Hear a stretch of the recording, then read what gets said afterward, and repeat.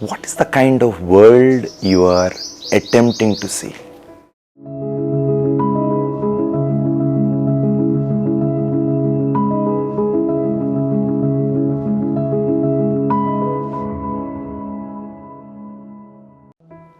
Let's do an exercise together. Imagine you are 90 years old. Okay? You are looking out of the window, just trying to adjust your spectacles, trying to see what's there out there. What is the kind of world you are attempting to see? What is the kind of world that you wish you see? How do you think you want your children and grandchildren to be? What kind of world do you want them to inherit? This is a question that Roman Krishnarik, who is one of the most inspiring people that I met, he asked me. He actually wrote a very interesting book called The Good Ancestors. He writes in detail about this in his book as well. What kind of legacy do we want to leave behind? Now, the moment you look at this kind of a long-term view, a lot of things in life change. The way you look at work changes.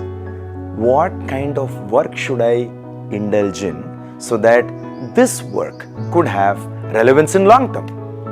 How do I define, how do I invest my time and effort in relationships which actually can have a profound long-term implication?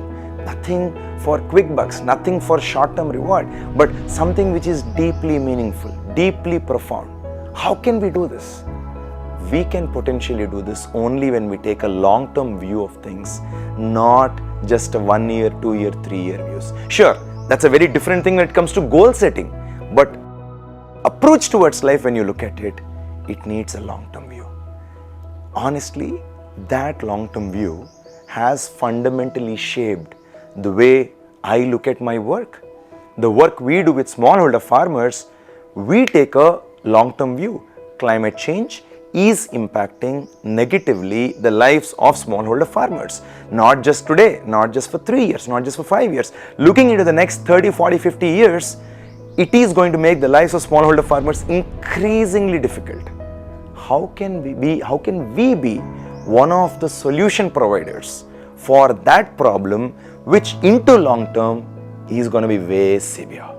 Similarly, at Soul Forest, when we think about rewilding the planet, building mega nature reserves, why is it important?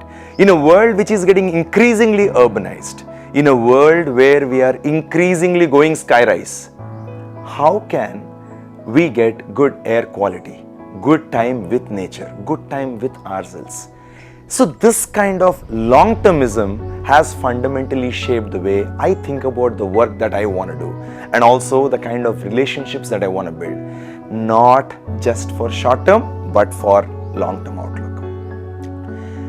There is a contradiction that a lot of people feel when you say, oh, long-termism, but life is so impermanent. In my view, there is no contradiction there. On the surface, sure, you may feel in an impermanent life, what long-termism are we talking about? But if you delve a little deeper, you will realize that is the creative tension you should hold together. You are recognizing that life is just a blink of a firefly. But at the same time, in this blink, what is that we could do which can potentially have an impact which is way more meaningful than just that blink?